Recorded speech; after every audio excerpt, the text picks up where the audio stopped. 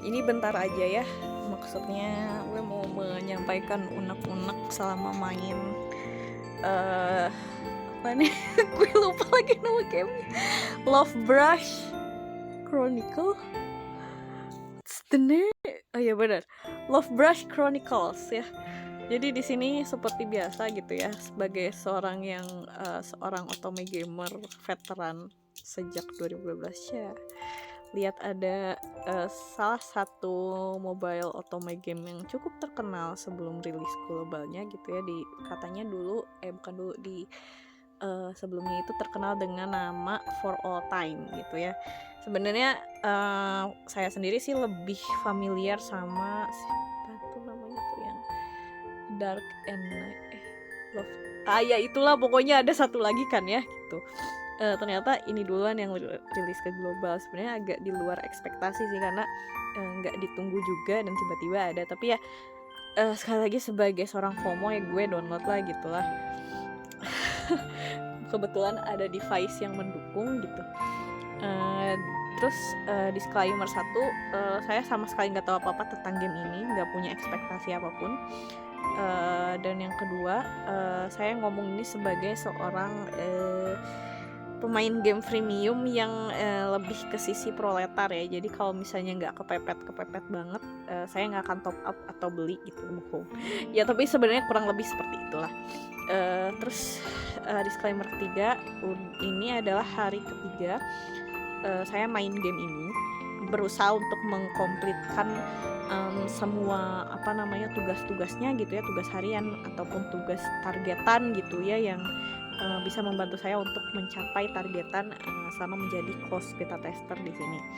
Dibilang close beta tester sih sebenarnya di sini nggak kayak waktu close beta tester Tears of Themis ya, yang dimana kita harus daftar dulu terus kemudian dipilih. Tapi di sini close beta testernya itu cenderung lebih terbuka ya. Jadi makanya saya pertama mikirnya tuh ini tuh open beta tester gitu, karena kalau kalian mau main ya main aja gitu. Maksudnya kalau kalian mau jadi beta tester ya tinggal download lah di Android ya. Mungkin close beta tester karena di sini platformnya baru Android doang ya. Ini mohon maaf nih teman-teman dari sekte Apple digigit gitu ya, diduluin dulu sama kita, mohon maaf banget nih mah. Digampar ya. Mulainya dari mana ya? Ya udah kita susurin satu persatu aja deh ya, dari menunya seperti ini nanti tuh ya. Jadi gue nyusur dari mana gitu ya. Sebenarnya karena teman-teman bisa lihat sendiri gitu ya, dari menunya aja tuh sudah terlihat sangat berbeda gitu ya kalau misalnya kita bandingkan dengan Mr. Love Queen Choice, terus kemudian dengan Tears of Themis. Ya Allah, aku belum login Tears of Themis, ya udah abis ini ya. Tears of Themis tuh beda banget karena di sini banyak sekali elemennya. Dan sejujurnya sebagai orang yang manage hidup sendiri aja tuh masih remedial gitu ya, apalagi manage game ginian sebenarnya rada-rada malas gitu. Tapi ya udahlah,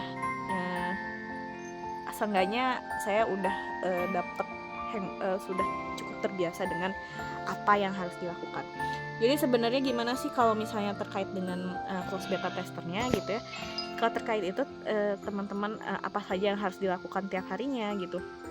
Pertama, teman-teman tinggal lihat yang event di sini. Nah, di sini bagusnya adalah di bagian event ini kita udah dapat kayak semacam checklist gitu ya, apa aja sih sebenarnya yang harus dilakuin selama 7 hari tuh, 7 hari supaya kita dapet si nah kita dapet ya eksklusif avatar frame of third beta test. Bentar, third yang first sampai secondnya kapan ya? Udahlah, gak usah diobrolin ya. Jadi kalau misalnya di Tears of Themis dulu tuh kan ada semacam badge ya, badge yang bisa dipajang yang membuktikan kok kita tuh anak awal banget gitu loh, yang sampai menyempatkan diri untuk menyelesaikan semua tugas close beta tester. Dan kenapa saya bikin video ini, karena dodolnya adalah saya mengisi saran dan kritik di hari kedua, yang dimana saya masih agak meraba-raba gitu dengan experience-nya gitu. Dan yang terpikirkan waktu itu, saran yang saya berikan yang terpikir cuman satu, yaitu semoga developer menambahkan menu untuk skip battle gitu ya, kayak di Tears of Themis gitu yang baru muncul setelah beta tester, atau kayak di Mr. Love Queen Choice yang dari awal pun udah ada. Jadi kayak misalnya kita tinggal mencet satu tombol gitu. Tentu saja kita namatin dulu si level permainannya itu. Kemudian kalau misalnya kita dapat nilai perfect, kita bakal bisa tetap ngambil material dengan hanya satu kali pencet aja gitu, nggak usah sampai nungguin si battle-nya gitu, meskipun dipercepat ya tetap aja lama gitu kan karena sebenarnya mobile game ini tuh salah satu kekurangannya adalah dia harus beradu dengan kepentingan kita yang lain dalam menggunakan handphone gitu ya, entah itu segak penting scrolling Facebook ataupun misalnya lagi ngebalesin chat-chat dari orang kantor. Nah, makanya cuman itu yang waktu itu terfikirkan. Oke, kemudian terkait dengan gacha ini, terus kemudian saya jelasin tentang kartunya dulu deh. Nah, kartunya ini saya nggak akan menyangkal ya kalau misalnya gambarnya itu emang mantap, surantap gitu, bagus banget. Gimana suaranya si Artem lagi ya, gambarnya tuh mantep. Tapi yang jadi masalah di sini adalah ini tuh kartunya, ya kartu ini yang akan menjadi senjata kita dalam battle gitu ya, kurang lebih sama kayak karmanya di Mr. Love Queen Choice atau di kartu-kartunya si Tears of Themis. Kita cuman punya deck itu di sini 3 kartu utama, kemudian ada 3 kartu cadangan. Tapi si 3 kartu cadangan ini nggak langsung ke unlock semua, jadi satu persatu. Semua kartu cadangan bisa ke unlock di level 13. Dan untuk salah satu kartu cadangan itu kita bisa minjem dari punya teman kita yang levelnya lebih tinggi. Nah, saya sering kali membutuhkan itu karena ya seperti yang teman-teman tahu, saya bukan orang yang jago dalam manage hal-hal beginian dan kurang bisa lah untuk membesarkan kartu dengan normal. Oke, jadi di sini yang harus kita besarkan tuh apa aja? Banyak. Ini kayaknya agak mirip sama ini ya, Honkai Star Rail ya, yang saya udah punya akunnya tapi gak pernah saya mainin dengan baik dan benar, malah saya tinggalin untuk dimainin sama si Panda gitu ya. Jadi di sini selain level tentu saja, dan nanti ada di satu seperti yang di Mr. Love Queen Choice dan juga Tears of Themis itu nanti ada satu level dimana mentok kita harus ascending atau meningkatkan stage dari kartu tersebut untuk bisa di level up ke level selanjutnya. Kemudian di kartu itu yang harus dibesarkan juga adalah skill. Skill ini agak mirip dengan skill yang ada di Tears of Themis gitu, yang bisa dinaikin pakai barang-barang tertentunya yang berhubungan dengan si karakter. Itu skill. Levelnya dari 1 sampai 10. Saya nggak tahu apakah setelah 10 ini ada level, kayaknya emang mentoknya di 10 ya. Karena ini misalnya juga kayak level kartu itu mentoknya di 70, tapi btw saya belum ada kartu yang levelnya 70. Terus kemudian yang bisa kemudian untuk jadi memang kartu ini atributnya ada 3, ada 2 skill sama ada 1 ulti. Nah, si ulti ini cuman bisa di-upgrade kalau misalnya kita dapat kartu yang sama. Jadi kayak semacam si Constellation ya kalau misalnya kita main Genshin Impact gitu. Jadi kita cuman bisa upgrade kalau kita dapat kartu yang sama. Kita bisa upgrade di sini. Kemudian nih, belum selesai sampai di situ, ternyata ada juga yang namanya Reminiscence. Ini tuh ya udah, Reminiscence ini tuh kayaknya aku pernah lihat di Honkai Star Rail.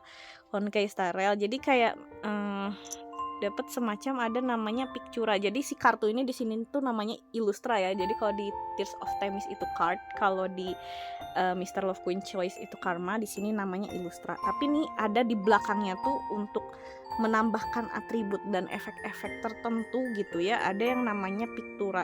Pictura ini gambar-gambarnya adalah dari cutscene yang ada di main story maupun di side story-nya masing-masing karakter seperti itu. Ini juga kudu dibesarin coy, karena gitulah pokoknya ribet banget. Gue males gitu sebenarnya teh ya.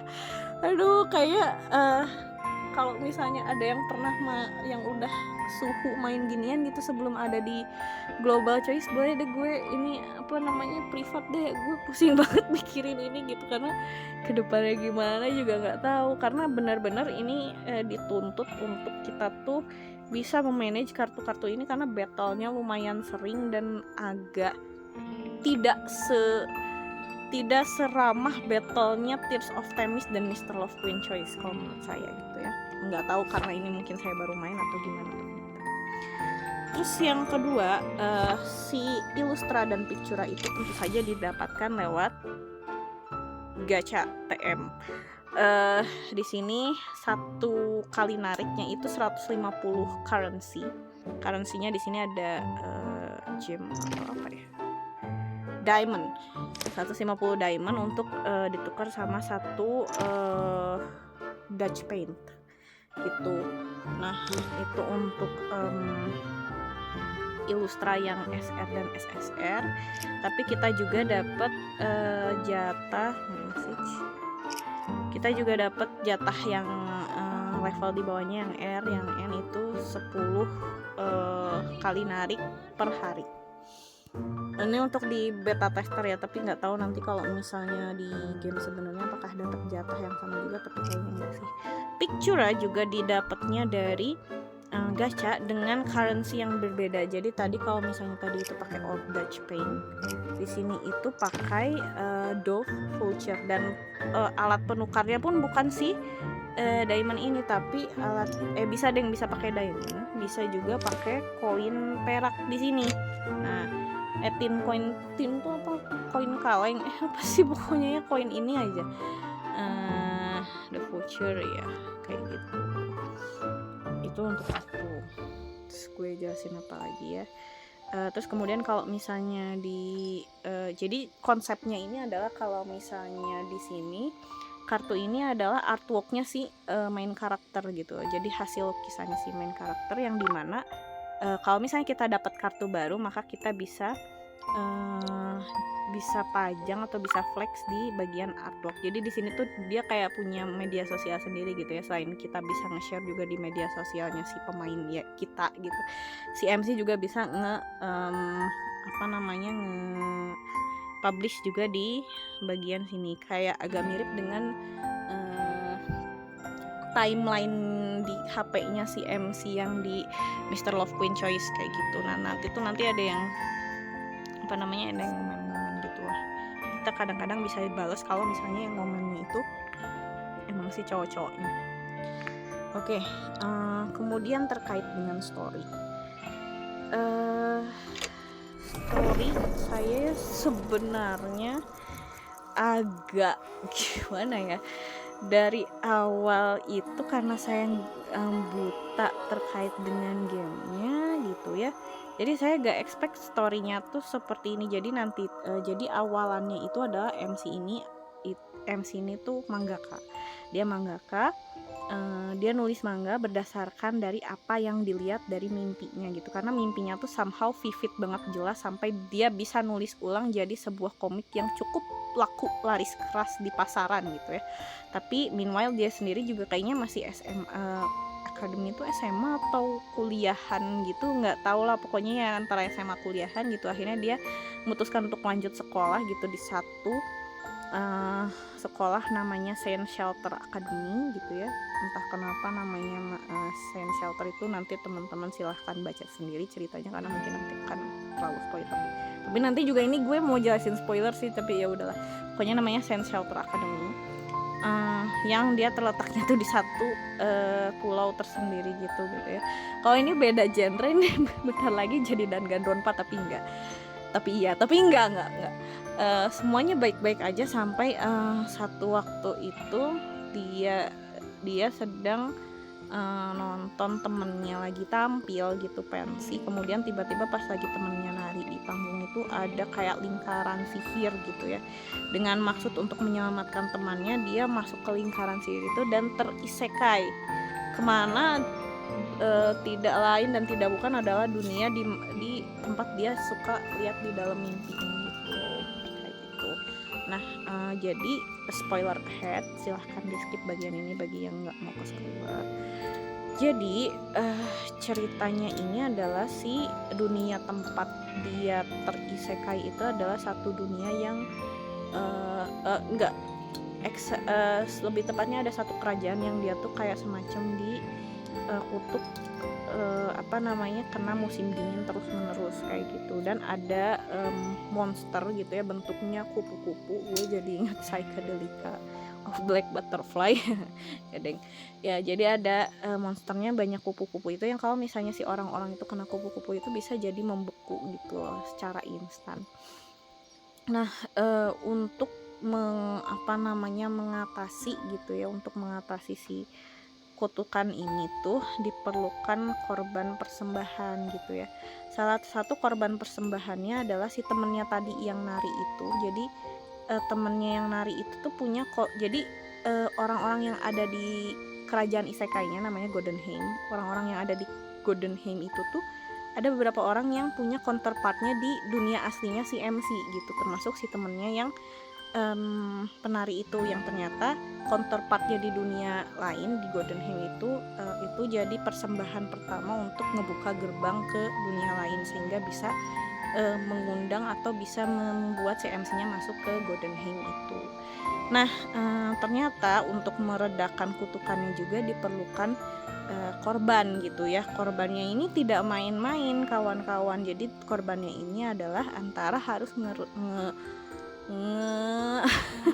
astagfirullahaladzim, udah not braining banget deh. Antara sacrifice itu ngorbanin 100.000 penduduk di sana, atau cukup satu orang tapi harus dari dunia lain. Nah jadi tidak lain dan tidak bukan adalah si MC ini tuh mau jadi korban gitu ya, meskipun dipanggilnya tuh Saintes sama Biko sama gitu ya. Nah aku nggak tahu kenapa di terjemahan Miko sama itu jadi gadis sama, tapi Miko tuh bukannya lebih ke Saintes ya, atau emang sama aja sih, gak tau lah, pokoknya mah gitu. Nah dah kayak gitu. Pada timeline pertama gitu ya, awal di main story-nya nih, di main story-nya ini pada akhirnya si MC-nya itu memutuskan untuk kabur pulang kembali ke dunia asalnya gitu ya, dan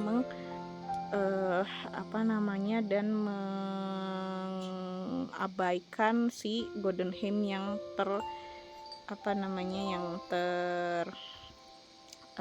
kutuk terus-terusan di musim dingin gitu. Tapi ternyata dengan dia kabur ke dunia yang aslinya gitu, ternyata somehow ritualnya itu tetap terjadi, tapi jadinya kayak gini. Ritualnya itu adalah berefek memindahkan si warga Goldenheim itu ke dunia yang asalnya, sehingga orang-orang yang dari dunia asalnya si MC ini, yang dunia modern sekarang ini tuh hilang, digantikan sama warga-warga Goldenheim. Nah si MC nggak terima dong, maksudnya lo kok jadi gini gitu ya, cuman gara-gara gue kabur doang. Dia ngorbanin rakyat yang ada di timelinenya dia yang sebenarnya gitu. Makanya dia akhirnya mau memutuskan untuk balik lagi ke Goldenheim gitu ya, tepatnya ke masa sebelum si upacaranya itu terjadi. Aku lupa nama upacaranya apa, belibet soalnya namanya dari N aja, pokoknya si upacara itu terjadi.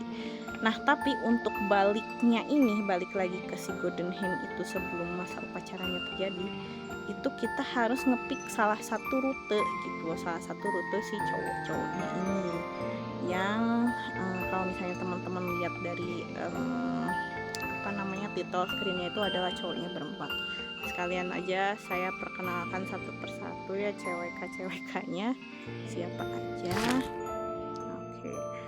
Jadi di sini nah kelihatan kan ada yang pakai bajunya rada-rada medieval gitu, ada yang masih pakai bajunya tuh modern gitu. Jadi itu tuh emang mereka aslinya 2 orang gitu. Yang satu di Goldenheim, yang satu di dunia modernnya sekarang. Saya mulai dari siapa dulu ya, yang udah saya mainin deh rutenya. Nah ini si Ain ini kalau misalnya di dunia modern itu, oh ya jadi si sekolah si Saint Shelternya itu aku jelasin lebih lanjut ya. Saint Shelternya itu ada beberapa jurusan, ada astronomi, ada musik, ada nari, ada gambar, sama ada hukum. Kalau nggak salah ada 5 itu. Si Ain ini dia anak hukum, tapi dia bukan, dia anak musik dan dari keluarga yang terpandang gitulah. Jadi ini tipikal cowoknya tuh yang dingin-dingin tsundere gitulah ya. Ini tipikal MC cowok klasik shoujo manga yang ditargetkan untuk remaja-remaja ababil yang seneng digalakin gading. Ya kurang lebih seperti itulah si Ain di dunia yang modernnya. Di Golden Hymn si Ain ini tuh sebenarnya adalah putra mahkota yang dimana sebenarnya orang tuanya itu dibunuh sama raja yang sekarang menjabat bertahta di kerajaan Golden Hymn-nya itu. Dan dia tuh kayak berambisi untuk menggulingkan pemerintahan, menggulingkan kekuasaan si raja yang sekarang, karena dia ya intinya sih pengen balas dendam terkait dengan kematian ibu bapaknya. Itu aja. So far rutenya udah saya beresin lengkap dengan bad endnya. Ini seperti yang saya bilang generik shoujo manga kayak gimana lah, tapi saya sendiri sih kayak masih kurang sama endingnya karena tidak memuaskan. Mesiah kompleks saya gitu.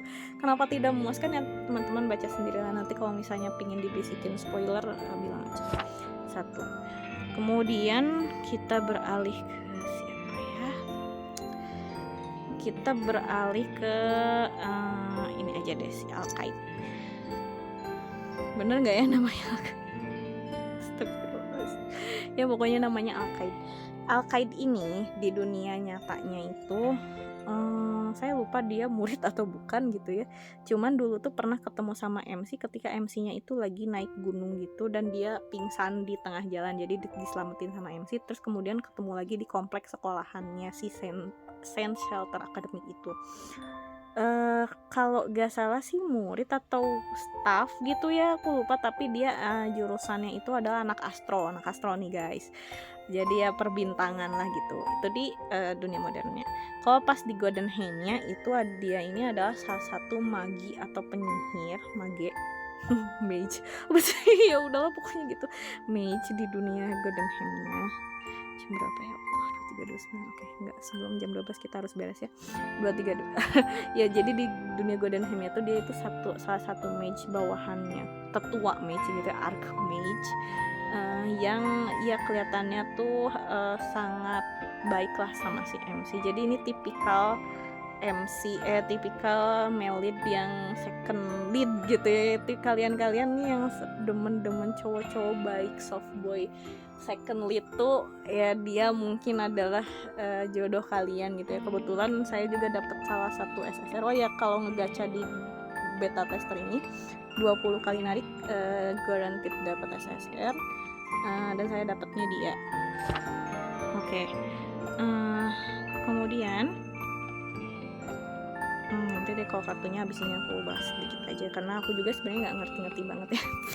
Nah terus udah kayak gitu, itu si Alkaid, dan dia ini adalah orang yang membantu mengarrange upacara dan juga si lingkaran sihir di upacaranya itu. Alkaid. Kemudian yang kita bahas lagi siapa ini? Ini Clarence. Enggak ya namanya Clarence ya, Clarence itu kalau di dunia modernnya ini adalah si ketua OSIS gitu ya. Nah ini nih baru cowok-cowok cool kudere gitu, ketua OSIS yang sangat amat bisa diandalkan gitu ya. Dan ya tapi ada wakil ketua OSISnya juga kocak sih. Kalau mau tahu nih wakil ketua OSISnya tuh yang ini, harus tahu kalian karena nah ini nih wakil ketua OSIS ya, karena pas di pertemuan pertamanya pas si MC baru masuk sekolah tuh dia tuh ngaku-ngaku sebagai ketua OSIS dan ngajakin tur murid-murid baru gitu. Nah ini di ini si ketua OSISnya dia jago olahraga dan lain sebagainya. Kalau misalnya di Golden Hymn ini, nah di Golden Hymn itu dia yang jadi archmage-nya, jadi yang jadi penyihir agungnya gitu. Dan kalau misalnya di dunia modernnya sih agak baik ya, lebih lembut lah, maksudnya ke MC juga nggak galak-galak banget. Dia anak hukum BTW, si Waketosnya juga anak hukum BTW. Tapi di Golden Hymn itu entah kenapa salty banget sama si MC-nya gitu ya. Aku juga nggak tahu kenapa, mungkin kalau misalnya udah baca rutenya dia akan lebih mengerti, tapi sayang sekali saya belum bisa unlock rute yang lain karena belum sampai level 13 ya untuk level karakternya. Itu si Clarence. Kemudian setelah Clarence kita kesini, ini namanya Lars atau Cockroach enggak deh, Roka lah disebutnya kalau di dubbing Jepang itu. Si Lars ini adalah kalau misalnya di dunia modernnya itu dia adalah CEO, salah satu donatur terbesarnya di Saint Shelter Academy, dan juga dia adalah fans dari mangganya bikinan si MC gitu. Tapi si MC nggak ngasih tahu kalau dia tuh yang bikinnya, cuman si ini tuh kayak masarin terus mangganya MC ke depan penulisnya sendiri tanpa dia sadari, kayak ini kamu baca ini deh, sampai dipinjemin dan segala macam gitu. Bodor sih ini karakternya, agak mirip Marius ya, tapi ya gitulah. Mungkin kenapa ya, mungkin karena lebih tua jadi aku nggak masa gitu, kenapa sih aku dengan Marius ya gitulah gitu. Nah, dan seperti yang bisa diduga gitu ya, di Golden Hymn-nya ini adalah dia ini yang jadi rajanya gitu, yang tadi aku bilang ngebantai keluarganya si Ain, kemudian mau sacrificing atau mengorbankan si si MC untuk menyelamatkan kerajaannya dan lain sebagainya seperti itu. Tapi ternyata gitu ya, spoiler ahead, ini spoiler yang lebih dalam lagi karena saya udah menyelesaikan satu rutenya si Ain. Jadi ternyata persembahannya itu tidak cukup dengan 100.000 darah warga lokal atau 1 darah dari si MC-nya, tapi harus ada juga persembahan dari keluarga kerajaan gitu.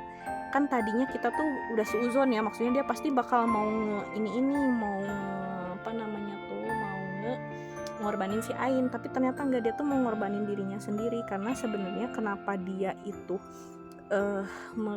mengeradikasi nobles, maksudnya keluarga bangsawan di kerajaannya, terus termasuk juga raja dan ratu ayah ibunya si Ain itu, karena dia tuh ngerasa mereka tuh lambat banget dalam menangani bencana yang diakibatkan oleh si kupu-kupu itu, atau menangani si kutukan musim dingin tiada henti itu gitu. Jadi dia sampai harus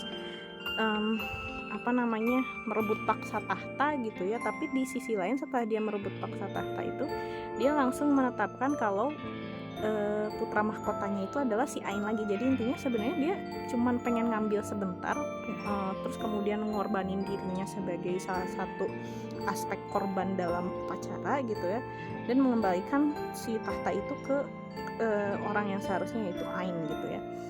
Jadi sebenarnya dia itu ya himbo gak ada yang ya gitulah pokoknya. Ternyata baik banget gitu. Itu sih Lars. Dan terakhir yang mungkin cukup menarik perhatian dari tadi karena nggak dianggurin gue sama ini. 見えるはずのない海の果て、そこに沈む光すらも君は描き出すんだね。 Saya sambil diklik ya dari tadi. 夜空が泣いている。輝く星々はその涙なんだろう。 Sambil diklik ya, kalian penasaran. お前というこの世で一輪しかないバラに乾杯しよう。 Kayak gimana ya denger Artem agak versi centil tuh. Lol. 一瞬の判断が勝敗を分けるんだ。 Oke, terus terakhir kan masih Ain Doko. すべての期待に報いるとここに誓う。 Ya, terakhir si lagi Ain namanya siapa? Kamu teh namanya siapa? Kyle. 見えるはずのない海の果て、 Kyle ini adalah そこに沈む ibunya 光すら modernnya も itu adalah 君は seorang 描き出す guru んだ di ね。 Saint Shelter Academy-nya, sama di jurusan seni rupa juga kayak si MC. Yang kedua, dia juga adalah walinya MC. Jadi MC ini udah yatim piatu gitu ya, dan sejak orang tuanya meninggal diasuhnya sama dia. Paham lah ya, trupnya kesukaan gue banget. Dan yang ketiga, dia juga adalah seorang ternyata adalah seorang pelukis misterius gitulah yang karya-karyanya tuh sangat digemari semua orang, bahkan termasuk si MC-nya sendiri. Dan si MC-nya sendiri tuh baru tahu kalau dia itu si pelukis misterius karena dicepuin sama si kepala sekolahnya gitu. Kaget juga itu di detik keberapa tuh kayak tiba-tiba dapet informasi yang begitu banyak, kaget lah. Itu di dunia nyata. Kalau di dunia perangainya, kalau di dunia nyata sih tipikal yang lembut mengayomi gitu ya, kayak agak mirip Lucien sih sebenarnya gitu, agak mirip Lucien sama Finn gitu lah tipikalnya. Kemudian apa namanya, kalau di Golden Hymn sendiri dia ini adalah namanya Silver Knight. Jadi si Silver Knight ini adalah salah satu pemimpin pasukan pemberontak yang yang tidak menyukai keberadaannya bukan cuman si Larsnya aja ya, tapi seluruh kerajaan Golden Hymn seperti itu. Dan memang sudah lama bersitegang dengan si kerajaan Golden Hymn. Nah, di rutenya si Ain yang udah saya tamatin gitu ya, ternyata si Lars itu saking sayangnya gitu ya sama Ain, dan karena dia tahu MC-nya tuh si Ainnya itu udah sayang banget sama MC gitu ya, maka dia sampai bikin semacam strategi gitu untuk supaya perangnya antara kerajaan sama si timnya dari si Silver Knight ini gitu ya, itu terjadi di tempat upacaranya. Jadi si 100.000 jiwanya itu ya, karena si MC-nya kan nggak mau dia korbanin tuh karena buat si Ainnya aja gitu. Si 100.000 jiwanya itu dia mau ngambil dari tentara musuh, itu kayak wow, sebuah percobaan yang sangat mantap gitu kan ya.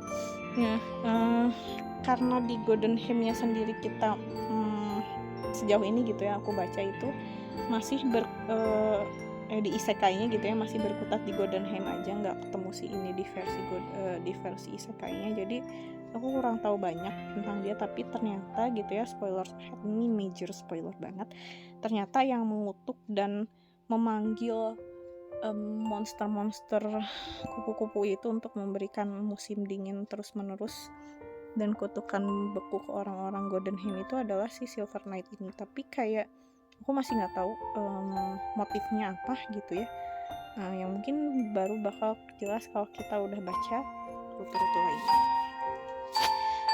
Nah, itu terkait dengan plot dan karakternya. Aku pribadi sih karena sebenarnya kurang senang sama battle game playthrough bagian battlenya gitu ya, jadi kurang bisa nge-immerse dalam ceritanya. Apalagi di rutenya Ain itu adalah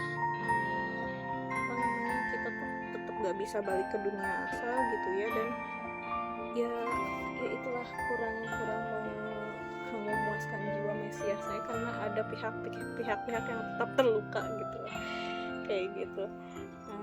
Tapi kalau misalnya kita lihat artwork sih ya memang mantap surantap gitu, nggak bisa bohong, itu bagus-bagus lah artworknya gitu. Kemudian yang saya kesalkan dari sini adalah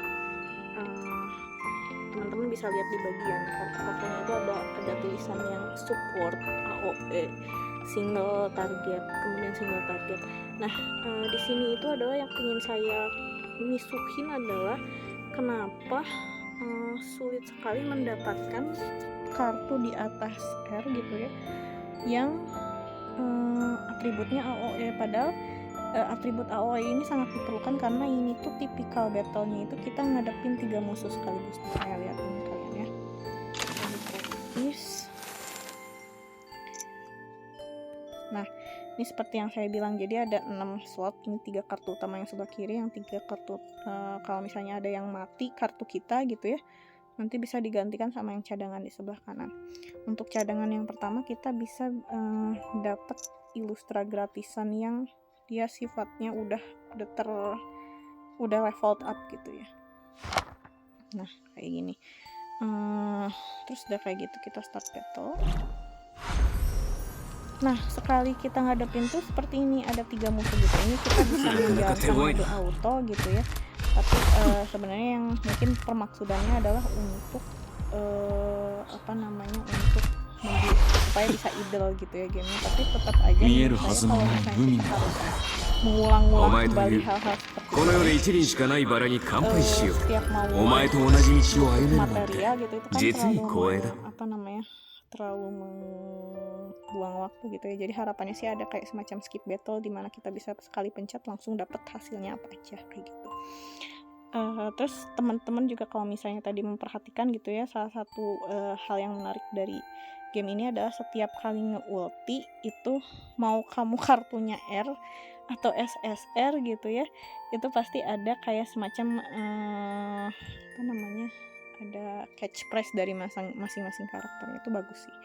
Cuman ya itu tadi tadi gacha pembagian karakter yang ada AOE-nya tuh nggak ngotak, susah banget dapet karakter dengan atribut AOE gitu.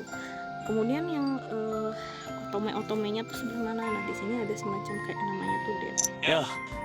Ini agak mirip sama kita visitnya di Tears of Themis atau di Mr. Love Queen Choice juga namanya date ya atau apa gitu. Visit juga gitu, pokoknya yang ada di menu sebelah kiri. Oh ya, si hadiahnya dari sini outfit gift, ada beberapa hadiah yang bisa dikasih. Kemudian ada juga nanti kita pas pertama kali masuk juga dapat hadiah dari cowoknya gitu. Dan ininya karakternya di bagian date ini langsung waifu gitu. Nah, ada banyak aspek-aspek lain yang malas saya jelasin, tapi yang pingin saya bisuhin adalah pertama, ini ribet banget untuk managingnya. Yang kedua, susah banget dapat kartu yang atributnya AOE. Dan yang ketiga adalah saya lupa. Yang ketiga tadi nggak ada skip battle gitu ya untuk ngumpulin materi. Dan yang keempat adalah terkait dengan perduitan duniawi. Kita lihatnya di bagian top up. Mana sih?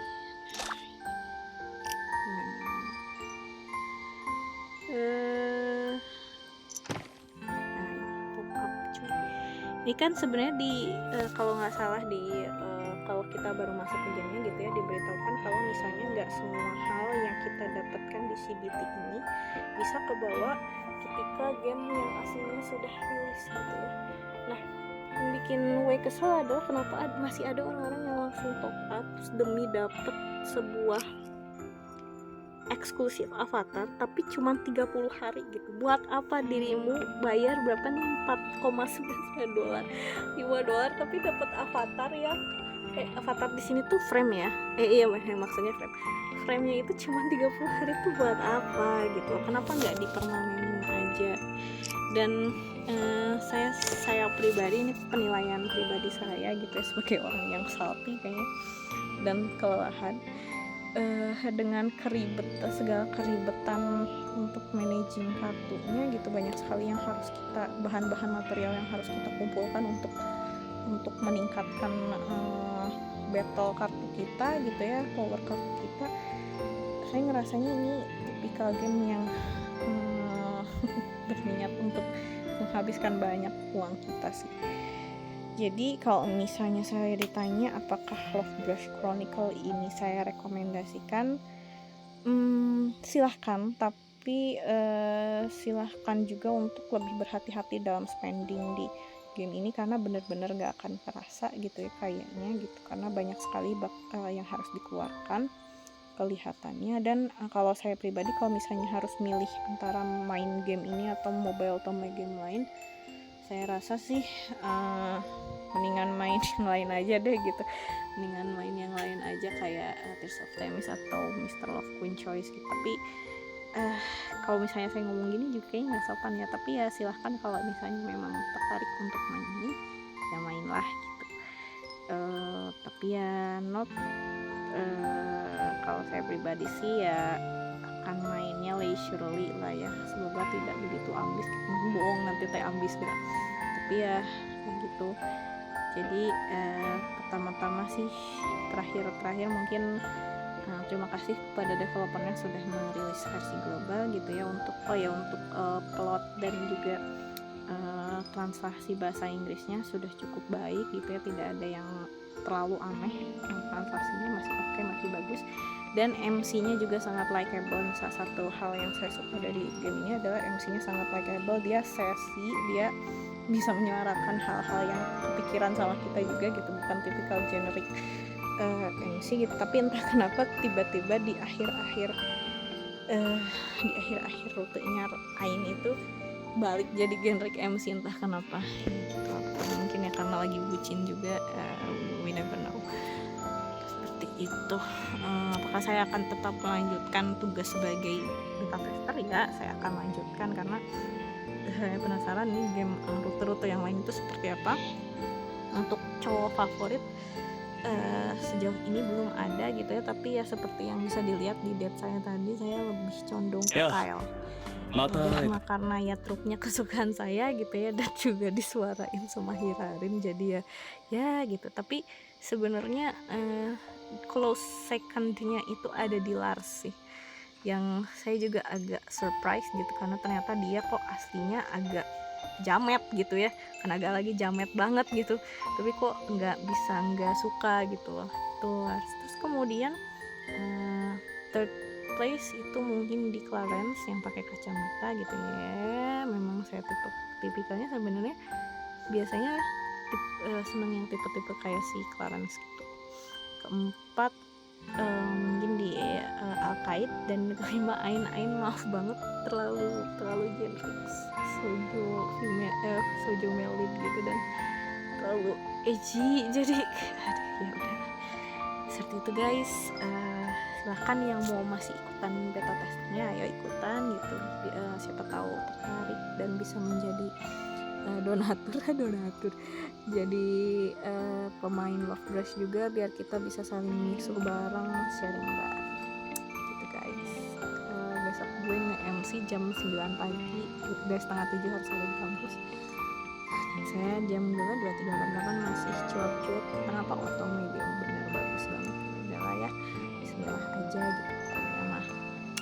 Makasih guys telah menyaksikan TED Talk dari saya yang agak penting gak penting, dan dari saya terakhir ciao, sampai jumpa.